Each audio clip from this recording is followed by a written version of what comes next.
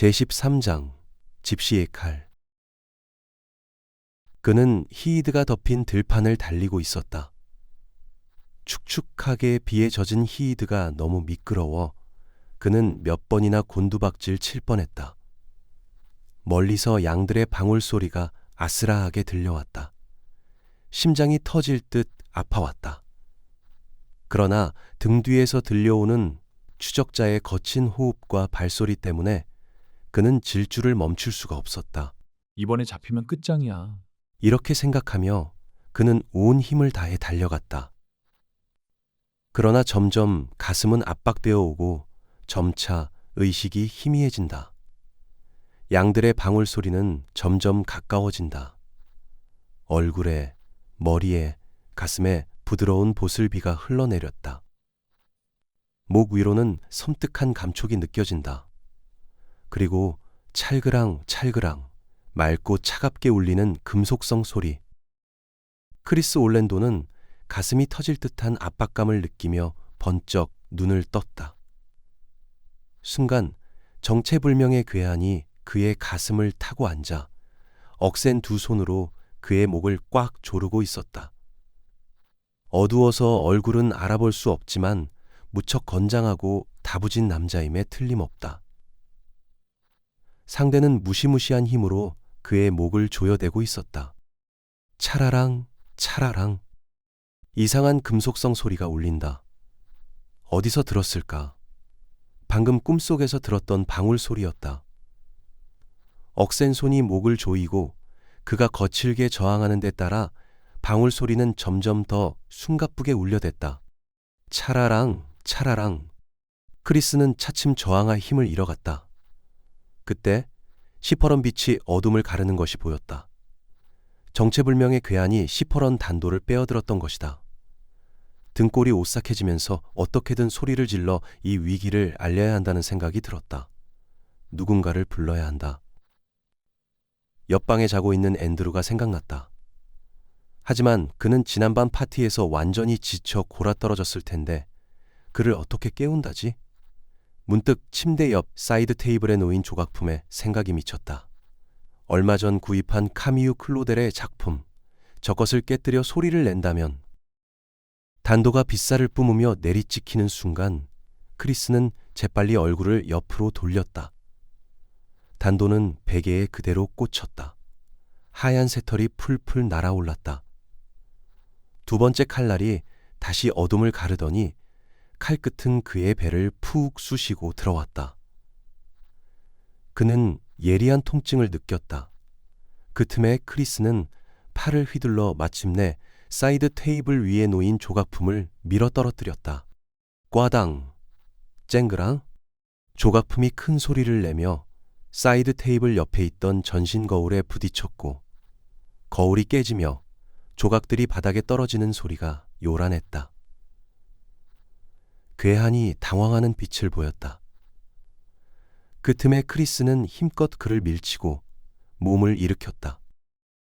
창문이 활짝 열려 있는 것이 보였다. 차가운 냉기가 들이쳤다. 그때 밖에서 인기척이 들렸다. 괴한은 바람처럼 달려 창문을 뛰어넘어 사라져버렸다. 크리스, 무슨 일이야?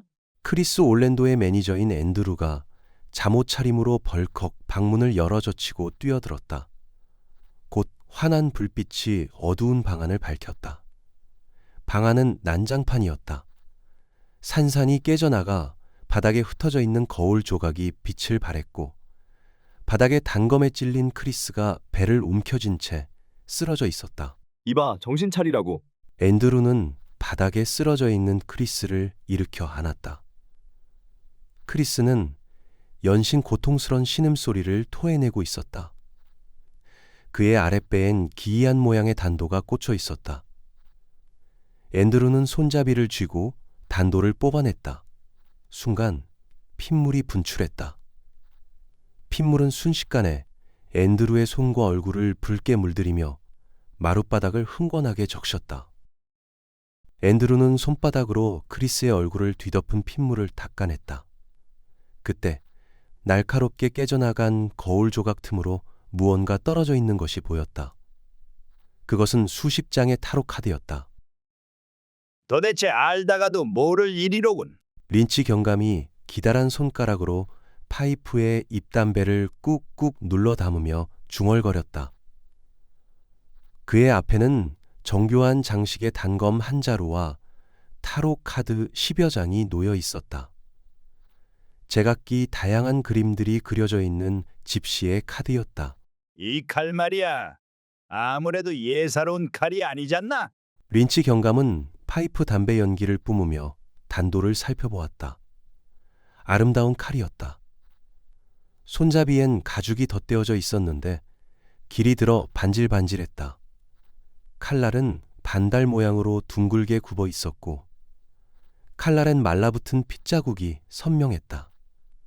그리고 손잡이 가죽에는 인두로 지진 듯 영문자 R이 새겨져 있었다. 시장에서 살 수 있는 물건이 아니지? 안 그래?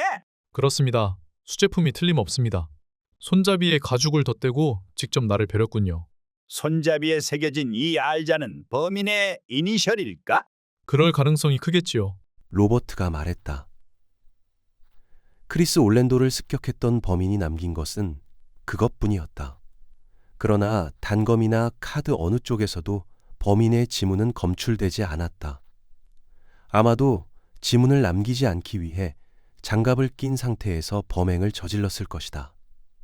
아니면 크리스 올랜도의 매니저인 앤드루의 지문에 지워져 버린 것인지도 모른다. 그리고 방에 떨어져 있던 이 타로 카드 말이야.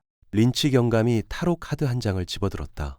칼도 그렇고 이 카드도 크리스 올랜도를 노린 범인이 떨어뜨렸을 텐데. 그렇다면 놈은 크리스 올랜도를 살해하고 카드를 입속에 쑤셔 놓으려고 했던 거라고 봐야겠지. 린치 경감이 대머리를 갸우뚱거렸다. 그런데 아무래도 납득할 수가 없다고. 지금까지 발생한 4건의 피살자들은 모두 여자였거든. 그것도 금발의 여성들이었다고. 그런데 이번엔 엉뚱하게 남자를 노렸잖아. 그것도 유명한 로커를 말이야. 사실이었다. 이전까지 차례로 피살된 4명의 희생자는 금발의 여성들이었다. 여전히 동기는 불분명하지만 어떤 맥락이 있었던 것이다. 그런데 이번 사건으로 그 한 가지 공통점조차도 무위로 돌아가 버린 셈이었다. 로버트, 자네 지난번에 했던 말 기억하지? 범인은 여성의 입을 성기로 생각한다고 했잖아. 그래서 카드를 입속에 쑤셔 넣는다고 그랬지? 그랬죠. 그러면 이상하지 않은가? 범인은 어째서 크리스 올랜도를 노렸을까? 남성의 입에 카드를 쑤셔 넣는 것은 앞서의 얘기와 다르지 않은가? 아무래도 앞뒤가 맞지 않는 얘기라고. 남성의 입까지도 여자의 성기로 생각할까? 그건 아닐 테고 도무지 알 수가 없구만. 린치 경감이 중얼거리며 카드를 테이블에 집어던졌다. 이 칼, 혹시 집시들이 쓰는 칼이 아닐까요? 그때 케빈이 단검을 집어들며 말했다. 집시들이 쓰는 칼이라고? 그렇습니다. 어째서 그런 생각이 들었지? 타로 카드와 연관지어 보니 그런 생각이 드는군요. 카드가 집시들의 거라면 칼도 그럴 거라는 그럴듯한 생각이군. 한 가지 더 있습니다. 제 생각엔 이번 연쇄 살인범이 어쩌면 집시일지도 모른다는 생각이 드는데요. 케빈이 단검으로 손바닥을 탁탁 치며 말했다. 경감은 저기 놀란 눈빛으로 케빈을 보았다. 그는 평소에 케빈의 머리를 그다지 신뢰하지 않는 편이었다. 케빈이 약간 우둔한 면이 있는 것도 사실이었다. 그런데 이런 케빈의 머리에서 그럴듯한 추리가 튀어나왔다는 사실은 뜻밖이었다. 듣고 보니 그럴듯하군. 범인이 집시라. 그래서 집시 카드를 피살자의 입속에 쑤셔 넣는 거라. 우린 어째서 그런 생각을 못했지? 케빈, 대단하군. 자네 머리로 그런 생각을 했다는 게 믿기지가 않아. 린치 경감이 흥분해서 자리에서 일어서더니 케빈의 어깨를 치며 격려했다. 경감님이 저를 우둔한 놈으로 치부해온 건 잘 압니다. 하지만 저도 가끔은 괜찮은 생각을 할 때가 있다고요. 케빈이 붉은 얼굴을 빛내며 으쓱거렸다. 그리고 어디로 가면 집시 놈들을 만날 수 있는지도 알고 있죠. 린치 경감과 우 형사가 바라보았다. 케빈이 말했다. 헤르메스라는 레스토랑이 있는데 거기엔 어디서 굴러왔는지 모르는 집시 패거리들이 손님들 앞에서 공연을 하고 있거든요. 헤르메스에 집시들이 있다고? 그렇습니다. 한두 놈도 아니고 때로 몰려있죠. 여자도 있고 노파도 있습니다. 남자놈들이 기타를 치면서 노래를 하면 계집녀는 춤을 추고 할망구는 타로 카드로 점을 쳐준답니다. 악단 이름이 뭐더라? 이봐, 로버트. 그놈들 이름이 뭐였지? 집시 퀸스야. 하지만 케빈, 그 사람들은 이번 사건하고 아무런 관련도 없잖아. 관련이 있는지 없는지 어떻게 알아? 그건 아무도 모른다고. 어쩌면 그 악단 패거리 중에 우리가 찾는 살인범이 있을지도 모르고 말이야. 케빈이 우겨댔다. 린치 경감이 모처럼 그런 케빈을 두둔하며 나섰다. 로버트, 내 생각도 그래. 이번엔 케빈이 아이디어를 냈잖아. 그러니 케빈의 의견은 충분히 존중해 줄 가치가 있다고? 범행 현장에서 집시 카드가 발견됐다면 범인이 집시일 가능성이 있는 거고, 따라서 집시들 뒤를 캐어보는 것도 헛수고는 아니지 않나? 나는 그렇군요. 로버트 역시 수긍했다. 그럼 나가보라고. 수사는 난로가에 둘러앉아 옛날 얘기나 하는 것처럼 이러쿵 저러쿵 해서는 해결되지 않아. 무슨 말인지 알겠나? 자, 어서 당장 나가라고. 크리스 올랜도를 찾아가 봐. 그래서 원한을 가진 녀석이 있는지 물어보란 말이야. 그리고 헤메스인지 뭔지 아는 식당에도 가서 그 집시 패거리 역시 조사해보라고. 린치 경감은 이렇게 말하고 나서 파이프 담배에 불을 붙였다. 그리고 천천히 연기를 토해내며 두 사람의 동태를 흘끔거렸다. 케빈과 밖으로 나오며 로버트가 말했다. 케빈, 정말 이번 추리는 그럴듯해. 아주 감탄했다고. 이제부터는 자네를 다시 봐야겠는데? 그거 기분 나쁘게 들리는군. 칭찬해주는데 어째서 기분이 나쁘단 거지? 자네 평소에 나를 어떻게 봤길래 그런 소리를 하는 거냐고? 응? 도대체 나를 어떻게 봤길래 그러는 거지? 케빈은 목에 힘을 주며 이렇게 큰 소리쳤다. 크리스 올랜도는 런던 대학병원에 입원해 있었다. 정복 경찰관의 삼엄한 경계가 펼쳐져 있는 병실 주변 복도는 열광적인 10대 팬들이 밀어닥쳐 어수선했다. 케빈과 우 형사가 들어갔을 때 병실 안 역시 듬직한 체구의 사설 경호원이 지키고 있었고 침대 주위엔 팬들이 보내온 꽃다발이 가득했다. 크리스는 아랫배에 붕대를 감은 채 침대에 기대앉아 담배를 피우고 있었는데 다행히 칼날이 내장을 비껴가서 부상이 심한 정도는 아니었다. 물론 당분간 노래를 할 수는 없겠지만 그 밖에 일상적인 생활을 하는 데는 지장이 없을 정도였다. 올랜도 씨, 저는 런던 경시청의 로버트 형사고 이 친구는 케빈이라고 합니다. 로버트가 신분증을 보이며 자신과 케빈을 소개했다. 올랜도가 웃으며 담배를 쥔 손가락으로 자기 가슴과 침대맡에 팔짱을 끼고 서 있는 경호원을 번갈아 가리키며 대꾸했다. 로버트 씨, 저는 엘도라도의 올랜도고 이 친구는 제 보디가드인 데이빗이라고 합니다. 가까이서 보니 얼굴선이 섬세한 미남자였다. 더구나 남자의 것이라고는 볼 수 없을 만큼 긴 속눈썹과 결이 가느다란 금발 탓인지 약간 몽환적인 분위기마저 느껴졌다. 올랜도 씨, 상처는 좀 어떻습니까? 아, 의사는 20바늘을 꿰맸는데 솜씨가 아주 좋아요. 엄마가 바느질품을 팔아 학비를 댔나 봅니다. 나무랄 데 없는 솜씨죠. 보시겠어요? 크리스는 웃으며 장난스럽게 환자복 상의 자락을 들추었다. 왼쪽 배 부위에 길쭉한 봉합 자국이 나 있었다. 그는 자기 배꼽에 담뱃재를 털고 웃어 보였다. 그리고 환자복 자락을 내렸다. 창가에 놓인 포터블 전축에서는 경쾌한 탱고 음악이 흐르고 있었는데 록 가수의 병실에서 탱고 음악을 듣는다는 것이 조금 재미있어 로버트가 물었다. 탱고를 좋아하시나 보군요. 그가 말했다. 무엇이든 상관없소. 내 노래만 아니라면 어떤 것이든 좋소. 아무거나 손에 잡히는 대로 틀어놓죠. 혹시 탱고를 좋아하오? 글쎄, 그다지 좋아한다고는 할 수 없는데요. 저 탱고 음악 제목은 포르주나 카베자예요. 그렇습니까? 탱고를 좋아하지 않는다면 쿵우는 어때요? 크리스의 입술이 비껴 올라갔다. 왠지 조롱하는 투였다. 로버트가 응답했다. 쿵우는 할 줄 모릅니다.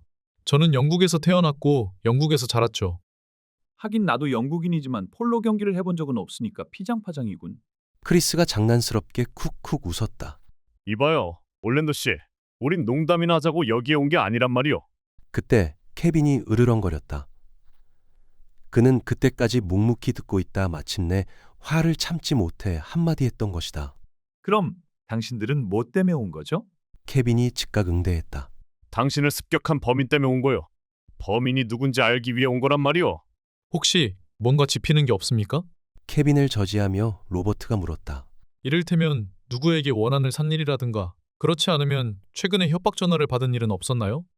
나를 미워하는 놈들은 많아요. 원한을 살 일이야 많지요. 구체적으로 말씀해 주시죠. 올랜도 씨. 얼마 전 인터뷰에서 메탈은 죽었다고 얘기했어요. 그랬더니 자기는 스키드로를 끔찍이 사랑하는 메탈 매니아라면서 우리 공연장에 시한폭탄을 설치하겠다는 전화가 걸려왔었죠. 그런 전화는 수시로 걸려와요. 어떤 녀석은 나 때문에 여자친구가 자기를 버렸다면서 죽이겠다고 협박을 하기도 하죠. 물론 우리 멤버 사이에도 늘 암투가 있어서 서로 죽이고 싶은 격렬한 감정까지 느끼는 적도 한두 번이 아니거든. 그뿐만이 아닙니다. 여기 서 있는 이 친구 데이빗 말이요. 이 녀석도 나를 굉장히 미워하는 치들 중에 하나거든. 그는 자신의 침대 곁에 서 있는 사설 경호원을 턱으로 가리켰다. 경호원이 기가 막힌 듯 항변했다. 아니, 크리스 씨. 내가 언제 당신을 미워했단 말입니까?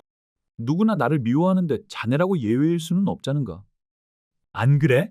크리스 올랜도가 이렇게 대꾸하며 웃어댔다. 그리고 그는 담배를 재떨이에 비벼 껐다. 케빈은 어이없다는 듯 한숨을 내쉬었다. 로버트가 물었다. 당신 방에 타로 카드가 여러 장 떨어져 있었어요. 그건 당신 카드였나요? 아니, 난 카드놀이를 그다지 즐기지 않는데? 당신 카드가 아니었단 말이죠. 난 카드를 가지고 있지 않아요. 왜 그런 걸 묻죠? 혹시 타로 카드 살인범 얘기를 못 들어보셨습니까? 그거야 신문에서 읽었죠. 그럼 나를 습격한 놈이 바로 그 자였단 말이요? 그자의 지시라고 단정하는 건 아닙니다. 하지만 현장에서 그런 게 발견됐으니 우리로서는 두 사건을 연관지어 생각해 보는 겁니다. 혹시 당신을 습격한 괴한이 카드를 입에 강제로 물리려는 행동을 보이지는 않았나요? 아니, 그는 내 목을 조이기만 했어요. 단도로 나를 찔러 죽이려고 했지. 오, 맞아. 그렇군, 이제 생각났어. 그 녀석이 나와 육박전을 벌일 때 방울 소리가 났어. 방울 소리라고요? 그렇소. 찰그랑 찰그랑 금속끼리 맞부딪히는 방울 소리를 들었어요. 당신의 목을 조일 때 말입니까? 그래요, 내 목을 조일 때. 옷에 방울이 달려 있었던 겁니까? 그건 알 수 없소. 옷에서 들린 건지 아니면 다른 어디에서 들린 건지. 아무튼 방울 소리를 들었어요. 잘못 들은 건 아니겠죠? 틀림없이 들었소. 분명히 방울 소리를 들었단 말이오. 크리스 올랜도는 차츰 질문이 성가신 듯 귀찮아하는 기색을 보였다. 크리스 씨, 고향이 어딥니까? 내 고향은 웨일스의 카디프요. 카디프라면 저도 한번 가본 적이 있죠. 로마 시대 유적이 곳곳에 남아있는 것이 아주 인상적이었습니다. 그럼 웨일스의 집시라는 노래도 고향을 추억하기 위한 것인가 보군요. 당신이 내 노래를 알다니 놀랍군. 그건 그냥 사랑 노래요. 일종의 세레나데 같은 거랄까? 아무튼 분위기를 집시풍으로 바꿔서 좀 강렬하게 불러본 것뿐이요. 집시라고요? 그래요, 집시. 내 고향 웨일스는 척박하고 외로운 땅이요. 어릴 적 나는 종종 집시를 보았더랬어요. 그때의 감정을 바탕으로 만든 노래가 바로 웨일스의 집시요. 그들은 왠지 슬퍼 보여요. 그래서 척박한 땅을 떠도는 집시들의 삶에서 받은 영감을 곡으로 옮긴 것이 바로 웨일스의 집시였단 말이요. 크리스는 부쩍 피곤한 듯한 기색을 보였다. 괜찮다면 좀 누워서 쉬고 싶군요. 로버트와 케빈은 서로 눈짓을 하고 일어났다. 올랜도 씨, 그럼 쾌유를 빌겠습니다. 로버트가 말했지만 크리스는 대꾸하지 않았다. 그는 시트를 고쳐 덮더니 눈을 감으며 몸을 돌려누웠다. 제14장 만월째의 밤. 케빈과 우 형사가 헤르메스에 도착했을 때 서편 하늘에 노을이 물들고 있었다. 케빈은 이번에도 반갑게 다가오는 공작을 향해 욕설을 뱉으며 주먹을 휘둘렀다. 잠시 후 앤디가 나타났는데 그는 안면이 익은 두 사람을 친근한 태도로 맞이했다. 수전 양이 아까부터 기다리고 계십니다. 그래? 지금 어디 있지? 방갈로 쪽으로 가보세요. 오늘 밤엔 만월제 축제가 열리는데 준비가 한창이거든요. 앤디, 만월제가 뭔데? 아, 집시들의 축제입니다. 훤히 떠오른 달빛 아래서 모닥불을 피우고 한바탕 노래와 춤을 즐기는 거죠. 두 분 오늘 밤 좋은 구경을 하게 되셨어요. 그런가? 아무튼 고맙군 앤디. 두 사람은 본관 건물과 얼마쯤 떨어져 있는 숲속의 방갈로 쪽 오솔길로 접어들었다. 케빈이 의아하다는 표정으로 물었다. 수전이라면 혹시 자네가 요즘 사귄다는 그 여자인가? 맞아. 그런데 그 여자가 왜 여기 와 있지? 수전은 요즘 헤르메스에 출근하고 있거든. 웨이트리스로 직업을 바꾼 건가? 며칠 전 그녀와 여기서 식사를 했는데 그때 집시킨스의 공연을 보았거든. 수전은 그 공연을 보고 집시를 소재로 한 다큐멘터리를 만들고 싶은 생각이 떠올랐대. 그래서 요즘 매일같이 여기 나와 인터뷰도 하고 자료도 정리하는 모양이더라고. 크리스 올랜도란 친구 평전을 쓴다고 하지 않았나? 두 가지 작업을 병행할 모양이야. 자그마한 여자가 욕심도 많군. 오, 시니어, 맹렬 여성을 축복하소서. 케빈이 웅얼거렸다. 그것은 영국 국가의 제목인 시니어, 여왕을 축복하소서를 비꼬는 말이었다. 자네, 내가 수전과 교제하는 게 못마땅한가? 조금 그렇지. 어째서? 난 호모거든. 사실은 자네한테 반했다고. 그래서 기회를 봐서 자네한테 프로포즈를 할 생각이었는데 뜻밖의 경쟁자가 나타났잖아. 자네가 호모라고? 그래, 난 호모야. 케빈이 킥킥거리고 웃었다. 로버트는 그의 묵중한 배에 한 방을 먹였고 케빈은 어이쿠 신음소리를 내더니 계속해서 히덕거렸다. 방갈로가 있는 뒤뜰 정원은 어둠에 휩싸여 있었다. 거기에 집시 퀸스의 멤버들이 활활 타오르는 모닥불을 에워싸고 앉아있는 것이 보였다. 한쪽에 타로카드 점을 치는 노파 카르멜라와 집시 무희 에스메랄다가 있었는데 그 틈에 수전의 아담한 모습도 보였다. 그녀는 카르멜라 노파의 곁에 바짝 붙어 앉아 진지한 표정으로 노파의 말에 귀를 기울이고 있는 모습이었다. 어머, 웬일이세요? 수전이 로버트와 케빈을 보고 손을 까딱였다. 좋은 구경거리가 있다기에 와봤지요. 로버트가 대답했다. 집시 퀸스의 멤버들은 카르멜라 할머니의 얘기에 온통 정신을 팔고 있었다. 노파가 무슨 말을 할 때마다 고개를 끄덕이기도 하고 와하고 웃기도 했다. 그날이 집시들에게 특별한 의미가 있는 날이라는 것은 주위에 마련된 여러 가지 준비물을 보고도 알 수 있었다. 정원 공터엔 장작 더미가 가득히 마련되어 있고 바비큐를 할 수 있는 야외 그릴이며 냄비들, 그리고 불을 붙이기 위한 기름통 따위가 있었다. 그때 집시 퀸스의 리더인 스테파노가 숲 저편에서 나타났다. 그는 집시들이 입는 흰색 프릴 셔츠에 붉은색 볼레로 조끼, 그리고 검은 바지를 입고 있었다. 그는 다른 단원 한 사람과 함께 무언가 희멀건 물체를 양쪽에서 들고 나타났는데 가까이서 보니 그것은 털을 벗겨낸 커다란 통돼지였다. 엄청나게 크죠? 수전이 로버트를 돌아보며 말했다. 저걸 통째로 구울 건가 보죠? 네, 축제용 굴라시를 만들 거래요. 오늘이 집시들에겐 특별한 날인가 보죠? 네, 만월제 날이에요. 케빈의 질문에 수전이 응답했다. 남프랑스의 집시들은 보름달이 뜨면 축제를 벌인대요. 모닥불 주위에 둘러앉아 통돼지 바비큐를 구우면서 노래와 춤을 즐기는 거죠. 만월제라면 달이 떠야 할 텐데 영국에서도 가능할지 모르겠군요.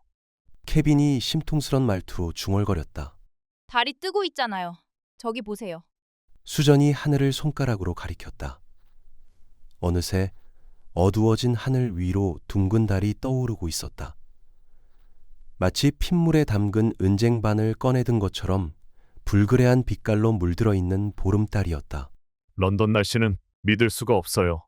케빈이 여전히 볼멘 소리를 짓거려댔다. 금방 맑았다가도 갑자기 비가 쏟아져 내리는 게 런던 날씨라고요. 수전 양은 오랫동안 런던에서 살았으면서도 그걸 모르십니까? 일기예보엔 비가 안 올 거라고 하던걸요? 맙소사, 이렇게 순진하시기는. 런던에서 도무지 신뢰할 수 없는 게 딱 두 가지 있죠. 하나는 정치인들이 내거는 선거 공약이고 또 하나는 바로 일기예보라고요. 모닥불 곁에 웅크리고 앉아 투덜거리는 케빈의 음성이 마치 커다란 곰이 신음하는 소리처럼 들렸다. 케빈 형사님은 왜 그렇게 불만이 많으세요? 케빈의 퉁명스런 태도에 수전은 조금 기분이 상했다. 어색한 분위기를 무마하듯 로버트가 재치 있게 끼어들어 수전의 귀에 속삭였다. 저 친구 오늘 윗분한테 호된 꾸지람을 들었어요. 그래서 기분이 엉망이라 그런 거니 이해하세요. 그때 어디선가 찰그랑찰그랑 울리는 방울 소리가 들려왔다. 로버트와 케빈은 순간적으로 서로를 마주 보았다. 그 소리는 통돼지를 기다란 쇠막대기로 꿰어 바비큐 그릴에 얹고 있는 스테파노에게서 들려오는 것이었다. 스테파노가 움직일 때마다 맑고 차가운 방울 소리가 났던 것이다. 그의 조끼에 달린 작은 금속 방울과 장신구들이 부딪히며 내는 소리였다. 이런, 이게 누이신가? 카르멜라 노파의 허스키한 음성이 들렸다. 한참 얘기에 열중하던 그녀가 뒤늦게 로버트와 케빈을 발견했던 것이다. 안녕하십니까? 런던 경시청의 형사님들이 웬일이슈? 미안합니다. 불청객이 나타나서. 불청객이라니? 우리 만월제 축제엔 누구나 다 환영이라오. 그러니 그런 소리 말아요. 카르멜라 노파는 주름진 얼굴에 가득 웃음을 담고 로버트와 케빈의 손을 차례로 잡았다. 진정으로 환영하는 마음이 느껴졌다. 수전이 친근한 미소를 던지며 노파에게 말했다. 할머니, 오늘 굴라시는 맛있겠죠? 그렇고 말고. 오늘 돼지는 아주 희고 통통한 게 저기 떠있는 보름달처럼 우리 마음을 풍족하게 해주는군 그래. 그때 케빈이 로버트 옆에 다가앉으며 나지막이 귓속말을 했다. 로버트, 저 녀석들 좀 보라고. 허리춤에 모두 단검을 한 자루씩 차고 있잖아. 로버트가 보니 과연 케빈의 말처럼 집시 퀸스의 멤버들은 허리춤에 단검 한 자루씩을 차고 있었다. 더욱이 놀라운 것은 그 단검들이 크리스 올랜도의 습격 현장에서 발견된 단검과 매우 유사하다는 것이었다. 아무래도 저 녀석이 수상해. 케빈이 로버트의 옆구리를 쿡 찌르며 다시 귓속말을 속삭였다. 그의 시선은 스테파노를 향하고 있었다. 스테파노는 모닥불에서 조금 떨어진 바위 위에 걸터 앉아 고개를 숙인 채 무릎에 얹은 기타의 줄을 고르고 있는 중이었다. 잘 보라고. 저 녀석만 단검이 없어. 다른 놈들은 모두 단검을 가지고 있는데 저 녀석 혼자만 없다고. 만월제 축제가 시작된 것은 본격적인 어둠이 내린 후였다. 휘영청 밝은 보름달이 중천에 떠오르고 숲속에서는 모닥불이 활활 타오르는 가운데 정열적인 플라멩코 기타 소리가 울려 퍼졌다. 커다란 통돼지 바비큐가 지글지글 기름을 흘리며 구워지는 가운데 모두들 모닥불 주위에 둥그렇게 둘러앉아 있었다. 스테파노는 왁자지껄한 그 무리에 끼어 완전히 몰입된 상태에서 플라멩코 기타를 치고 있었다. 주변의 소란스러움은 아예 잊은 듯한 모습이었다. 모두들 저마다 술잔을 기울이기도 하고 떠들며 웃어대느라 그의 기타 연주를 듣고 있지 않은 듯했다. 그러나 케빈은 의심 가득한 시선으로 스테파노에게서 눈을 떼지 않은 채 술잔을 비우고 있었다. 그리고 또 스테파노를 주시하는 한 사람이 있었다. 바로 에스메랄다가 연주에 몰입되어 있는 스테파노에게 간단없이 뜨거운 눈길을 보내고 있었던 것이다. 에스메랄다는 스테파노의 사촌 여동생이래요. 그 모습을 지켜보며 수전이 로버트에게 속삭였다. 그래서인지 아주 다정해 보이는군요. 다정하기만 한 게 아니에요. 저 두 사람은 사랑하는 사이라고요. 옛 사촌 사이라면서 연인이란 말입니까? 그렇대요. 그렇고 말고. 집시들에겐 그런 관습이 보편적이거든. 사촌끼리 결혼하는 게 다반사라고. 이때 카르멜라 노파가 수전과 로버트의 사이에 끼어들었다. 그녀는 손가락마다 알록달록한 반지를 낀 손에 커다란 은재 술잔을 들고 있었다. 몹시 기분 좋은 상태에서 술을 꽤 마셨는지 어지간히 취해 있었다. 스테파노는 좋은 애라오. 하지만 저 애에게는 나도 모르는 슬픔과 분노가 있다오. 저 애는 16살 때 갑자기 니스로 나를 찾아왔지. 지금부터 10년 전이야. 브리셀에서부터 걷거나 히치하이크를 해서 왔다고 했는데 몰골이 말이 아니었지. 람스게이트에서 배를 탔는데 다시는 그곳에 가고 싶지 않다. 그 애가 영국에 대해 말한 건 그게 전부였어. 영국에서 무슨 일을 겪었는지 단 한마디도 하지 않았거든. 잘 들어보라고. 저 애의 기타 소리를 들어보면 알 수 있어. 가슴에서 타오르는 무서운 감정의 소용돌이를 말이야. 노파는 이렇게 말하며 손에 든 술잔을 단숨에 들이켰다. 잠시 후 건너편에서 요란한 비명 소리가 들렸다. 로버트와 수전이 놀라서 일어나 보니 방갈로 앞에 집시들이 둘러서 있는 가운데 케빈과 스테파노가 한 덩어리로 뒤엉켜 바닥을 뒹굴고 있는 것이 보였다. 비명은 에스메랄다가 지르는 소리였다. 더러운 집시 새끼! 죽여버린다! 케빈이 스테파노의 가슴 위에 올라타고 얼굴을 사정없이 난타했다. 주먹이 한 번씩 스테파노의 얼굴을 내려칠 때마다 에스메랄다의 비명이 높아졌다. 다행스러운 것은 집시 남자들이 스테파노와 합세해 케빈을 두들겨 패지 않았다는 점이었다. 그들은 주변에 둥그렇게 둘러서서 열심히 동료를 응원하며 목청껏 소리만 질러대고 있을 뿐이었다. 이봐 케빈 무슨 짓이야? 당장 그만둬. 로버트가 달려들었지만 케빈의 힘을 감당해낼 수는 없었다.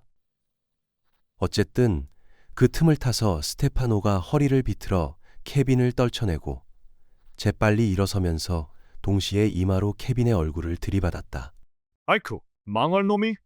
케빈이 얼굴을 감싸쥐고 뒹굴었다. 스테파노가 다시 달려들려는 것을 로버트가 붙잡았다.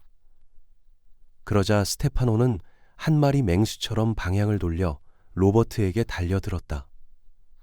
두 사람은 동시에 한 덩어리가 되어 모닥불 쪽으로 뒹굴었다. 스테파노! 주먹이 막 로버트의 얼굴을 후려치려는 순간 카르멜라 노파의 음성이 허구을 쩌렁쩌렁 울렸다. 무엇으로도 억제할 수 없을 것 같던 스테파노의 싸움질이 멈춘 것은 그때였다. 그는 갑자기 얼어붙은 듯 휘두르던 주먹을 멈추었고 그 틈을 타서 로버트는 그를 밀치고 바닥에서 일어났다. 로버트에게 수전이 달려와 옷을 털어주었다.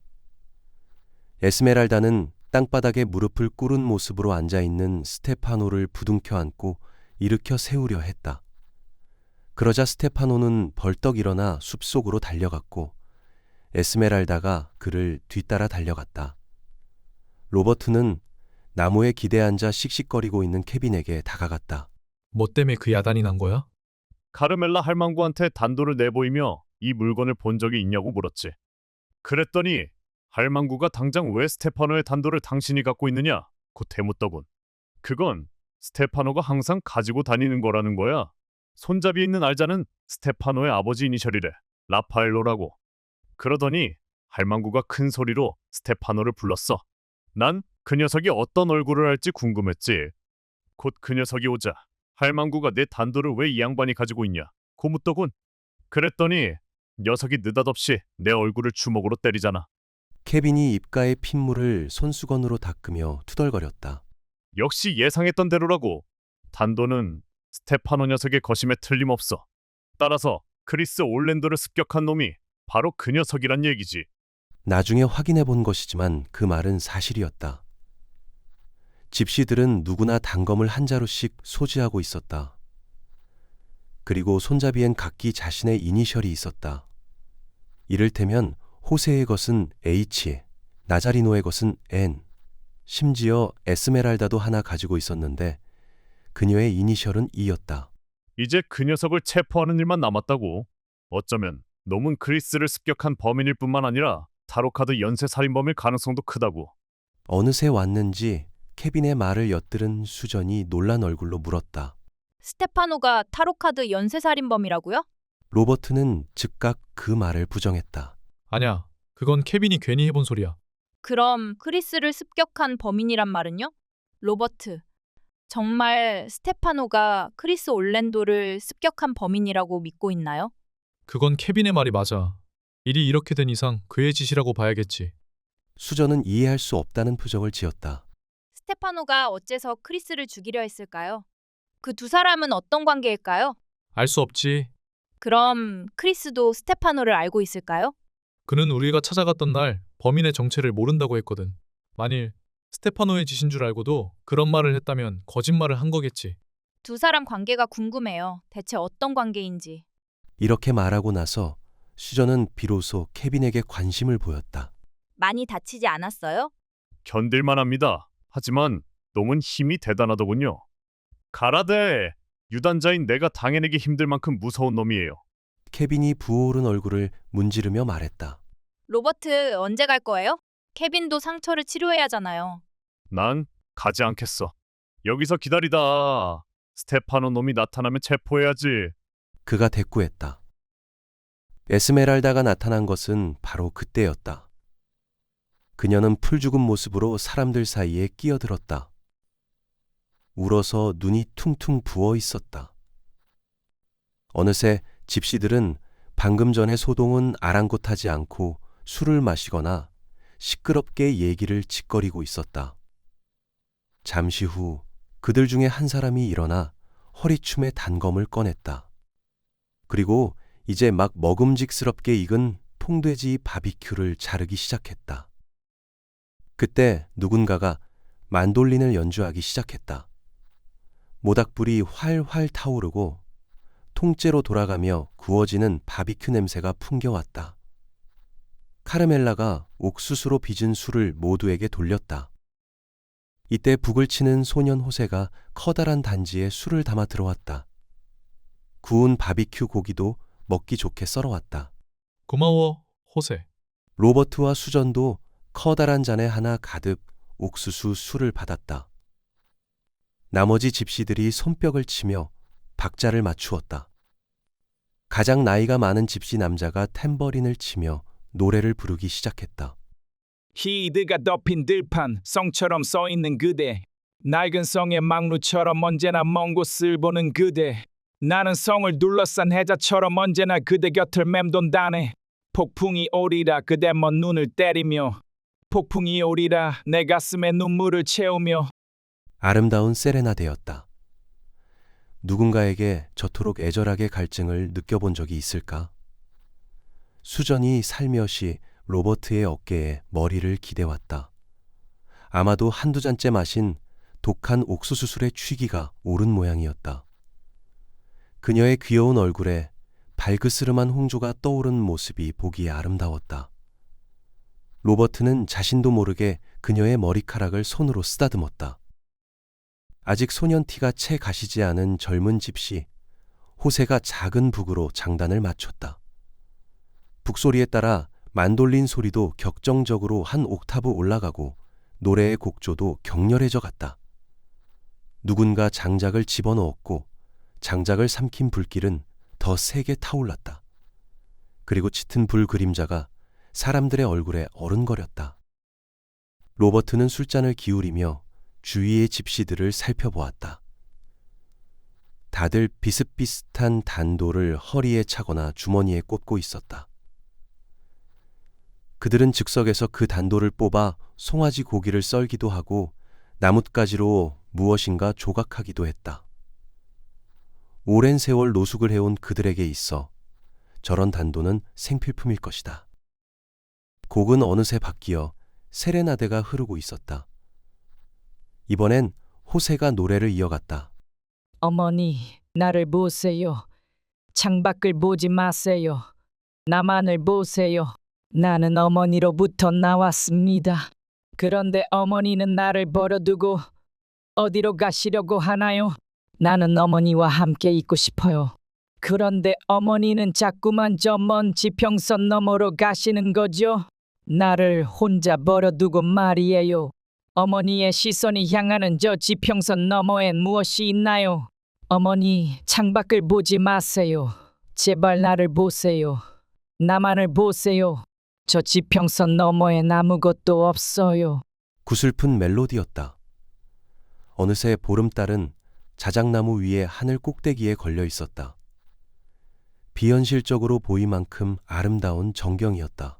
카르멜라 할머니, 스테파노가 보이지 않아요. 에스메랄다가 걱정스러운 눈빛으로 카르멜라를 보았다. 스테파노는 어디로 간 걸까요? 스테파노는 아까 사라진 이후 다시 모습을 보이지 않았다. 그러자 카르멜라가 다정하게 머리카락을 어루만지며 에스메랄다를 위로해 주었다. 걱정 마라. 스테파노는 어디 가지 않는다.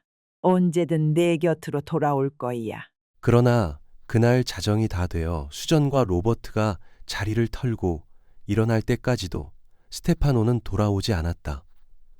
케빈은 수전과 로버트가 떠난 후에도 스테파노가 나타나기를 기다리며 그 자리를 지키고 있었다.